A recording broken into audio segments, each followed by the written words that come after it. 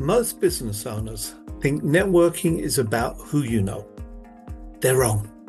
It's about who trusts you enough to open their wallet or their contact list. If you're tired of collecting business cards that leads absolutely nowhere, stay with me for the next few minutes because today we're going to fix that problem. This week I attended the 5th annual ESN English Speaking Network event in Jerusalem. Nearly 200 people, speed networking, great energy, big shout out to hostess Helena Baker and of course the sponsors. But I've got to admit I was a little embarrassed.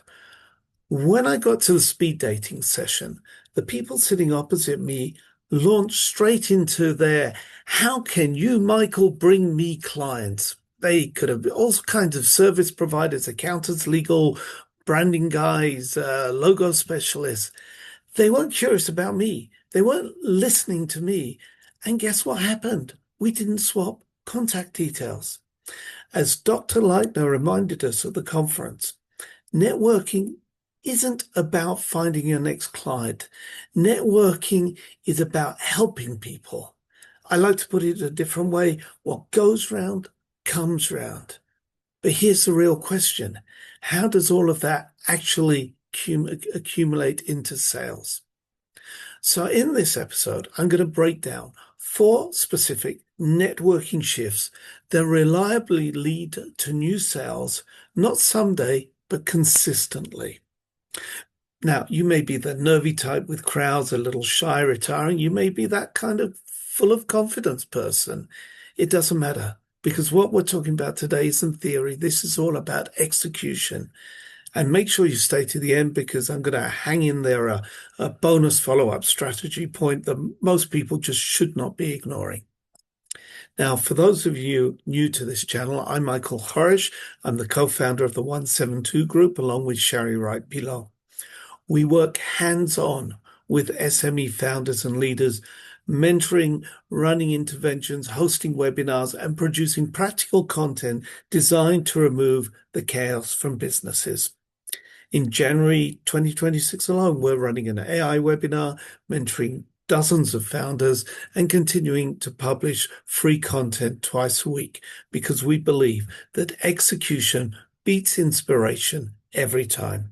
So subscribe to our channel, please. Take a moment. We are a growing community. We post twice a week. And if you want honest, practical, what I call root canal level insights that actually reduces business pain, you're in the right place. So let's dive in. Networking is not about talking about yourself. Your job is to listen. Your job is to be that audience, to ask questions, learn their world. Because when someone feels heard, that's where trust comes into play.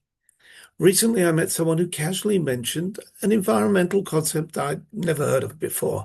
That one comment allowed me to connect him with a high-value contact.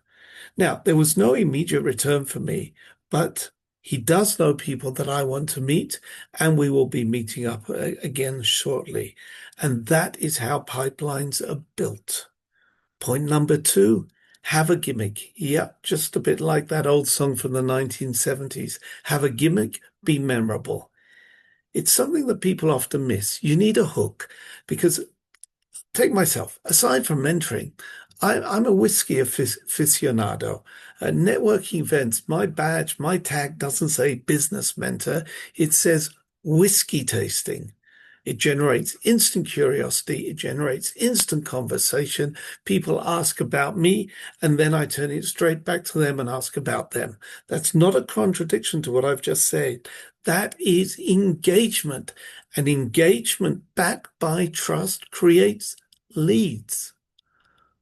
Third point, your pitch must be word perfect. Yes, you need a pitch. You need a 30, 40-second pitch that you have practiced until it's muscle memory. Now, there are many frameworks for pitches. The one I stick close to is that from Daniel Priestley. 6 points very quickly. Who are you? Who you help? The problem you solve? The proof? What makes you different? And a kind of effective call to action. But here's the secret. You rarely have an opportunity to deliver the whole pitch at one go. because often what you're doing is you're picking out pieces, the right piece, the right moment, the right time, etc., smoothly, confidently, without those ers and ums. You're straight, you're honest, you're effective, you're yourself, and that's what's going to separate you from the amateurs. And that's more trust, and that's more leads. Now, point number 4 is a slightly obvious point, but I need to say it. Get tech savvy. Business cards are more or less dead. People are using LinkedIn QR codes. That way you can connect instantly. And of course, you need to make sure that your profile on LinkedIn reflects who you are. Now, what's the point of all of this? It saves the two of you having to take time to explain fluffy background, what you were doing 10 years ago, how you got into all of this, etc., etc. You get straight into a meaningful conversation, while afterwards you do some background checking. Which brings me to that bonus point. You've got to follow up in real time. As you're going along a networking event or whatever, sort out the contacts into what I would call high, medium, low priority. And then reach out to all of these people within 3 working days maximum. Let me tell you why. And I'll do this through a story. Years ago, I was running late for a meeting in another city, and I just managed to make there for 9 o'clock in the morning, rushed into the lift, but as the lift doors were closing, someone forced them open. He too was obviously late, rushed in. We sort of said casually good morning to each other, quickly exchanged cards, and didn't think much more about it.